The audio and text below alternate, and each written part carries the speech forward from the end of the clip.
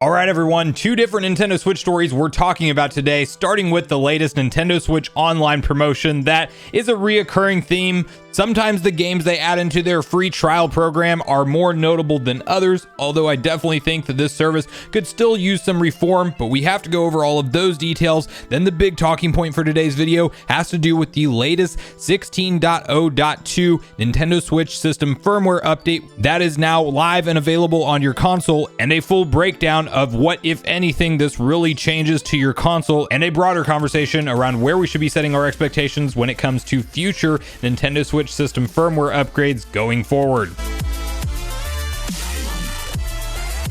What's up, nation? If it's your first time on the channel, make sure you join Sunbro Nation by subscribing below, hit the like button on this video if you enjoy it today, and make sure you turn on your bell notification icon so you're kept up to date with all the newest gaming news. As I mentioned, guys, today we are discussing a couple different stories, and we have to first kick it off with a conversation around Nintendo Switch Online and their latest updated promotion that has to do with yet another one of their free game trials. So we are not talking about new retro console libraries being updated in this particular NSO update, but rather a window of time that you can play through a game that is available in the eShop. They always bundle this with some kind of big sale around the game, and they give you certain dates that you can experience the game. And to be fair, the one thing that I think is somewhat positive around the online game trial program is the fact that when you download it and you are playing it at the said dates for the promotion, it is actually the entire game. So you can, to be fair, play through the game to its entirety in that week's time if it is something you are really interested in.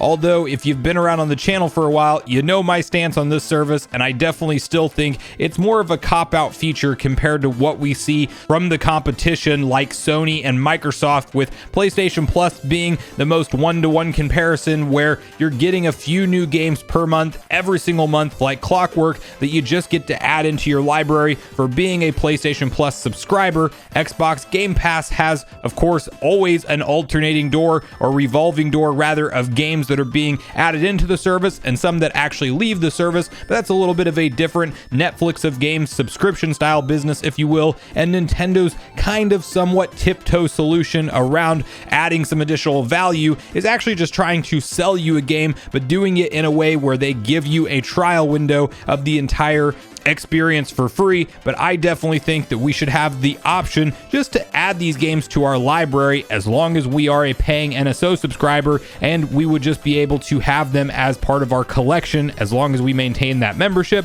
Nintendo can't quite get on board with that though, but to first get on the same page with which game this free game trial is going for and Nintendo's exact comments, let's quickly read through their tweet over on Nintendo of America, where it reads: Nintendo Switch Online members from 4:20 at 10 a.m. Pacific time to 4:26 at 11:59 Pacific time, you can download and try the full Star Wars Republic Commando game at no additional cost. And then, of course, within that time window, there is a sale where it says, for a limited time, purchase the full version of Star Wars Republic Commando for 50% off. This sale ends 4:26 at 11:59 Pacific time. You can also earn 100 My Nintendo Platinum points by participating in the game trial. You do not have to buy the game to get those 100 points, but rather just for picking it up. Now, Star Wars Republic Commando is a game that I never played through myself, but after looking at some of the gameplay from it, it doesn't look all that bad. It kind of has a little bit of a Metroid Prime vibe when I look at it. It is a first-person space shooter, and I don't know if there's lock-on targeting or not, but from some of the gameplay that I've looked at, I will at least be downloading this one and seeing if I get into the game at all. I definitely don't have any high expectations from it, but it is one of the perks for being a paying Nintendo Switch Online subscriber,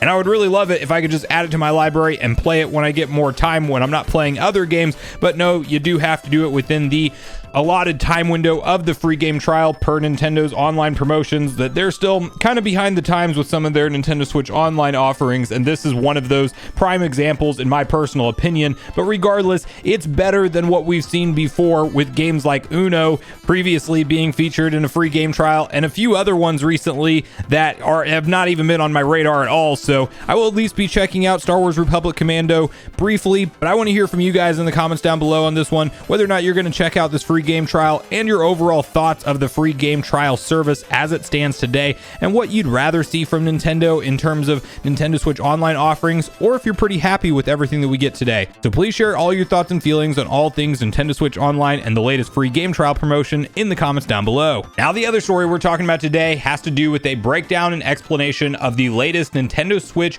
firmware system upgrade. And I like to always do these videos because, as mentioned in previous ones, when you get an update, you just get a little bit excited. You wonder if anything has changed, even if it's behind the hood and not obvious. You like to go deep dive and look at data mines online to see what is Nintendo really doing here with these updates, because if you just read the patch notes, it's generally very minor stuff or general system stability, quote unquote. And it's actually been quite some time since we've seen Nintendo do anything substantial to the Nintendo Switch in terms of adding in things like groups, which was their solution to folders. And then of course we had that historic one where they randomly decided to enable Bluetooth headset support, which was a huge win. We still haven't gotten anything like customizable themes, background music in the eShop, or major overhauls of any kind of layout that we see on the Switch. It would be nice to have some options if you wanted smaller game icons on your home screen and had multiple rows of them, or maybe just make things a little bit customizable, or better yet, if you add in custom themes and the icons switch around each time, that would be something that's really fun and cool. And we've seen Nintendo do stuff like this, especially on the 3DS console with various different themes and options. But version 16.0.2 is another small under the hood fix with one maybe potential true improvement when it comes to stopping something like a memory leak that can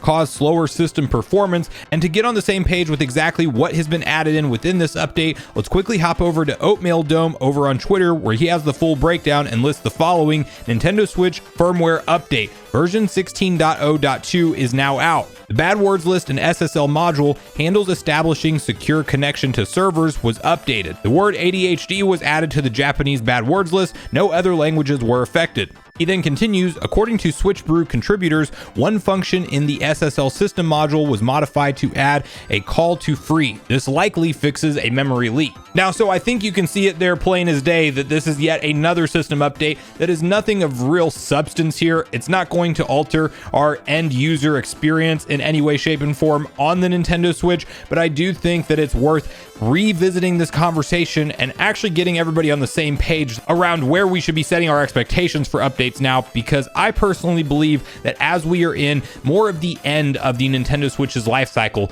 that having hopes for things like custom themes and major new functionality and even a revised dashboard being added into the console is really a thing of the past. And I definitely do think that all of the updates we will likely see added in from here are going to be bug fixes, security patches, and just various system stability improvements. And I think the Switch and the UI and everything that we see today on the console is what we will ride through the rest of this generation with. And we don't know when Nintendo's going to reveal the next gen hardware, but I do think that there may be some kind of sizable update to the base model Switch or to the current family of systems that we have today, rather to help it talk to the next generation hardware, especially if there is eShop integration and full-on backwards compatibility and things. But whenever it comes to brand new massive updates and overhauls and new features and functionality, I do think that that ship has essentially sailed for the Switch. We are over the full 6-year point of this console being available, and as noted in yesterday's video, we are in a very interesting situation with Nintendo and their games roadmap this year, and there's a lot of smoke heating up around the fact that we might not be that far away from a true next-gen successor to this console that we know and love today. And so I am kind of at a point now where when I see the Nintendo Switch system firmware update available and ready to go and download, I'm not going to get my hopes up. I definitely like to look into the behind the scenes details, and data miners like Oatmeal Dome do a great job of breaking it down so we really know what's changed. If you have homebrew style Switches, you probably want to pay attention to these things as well, because I'm sure that creates new roadblocks for modified systems. But regardless, I do think at this point in time that what we have is what we get on the Switch, and the fact that we got Bluetooth enabled so far into the console's life cycle and a notable feature like groups, although I still think that should be able to be done on the home screen, that's probably the extent of what we can expect. Don't expect the eShop redesign with music, custom themes, different icon layouts, and then also, you know, trophy or achievement system built into things like NSO or even the system level like I would love to see. But here's hoping that by time next gen comes around that we might be able to expect some of those features to be checked off our wish list and players will be able to enjoy them. But I want to hear from you guys at this point in the video on both the different stores we talked about today. How do you feel about the latest free game trial and this latest update to the Nintendo Switch system firmware, and where are your expectations currently setting when it comes to both of those different stories that we talked about? So regardless of your thoughts and feelings on everything we talked about today, I do look forward to hearing from you all in the comments down below before you leave the video, as I do look forward to getting a back and forth conversation started with you all around these topics. Go watch yesterday's video next if you haven't already, which is on screen right now. Also make sure you like, subscribe, turn on your notification bell, and I will see you guys in the next video.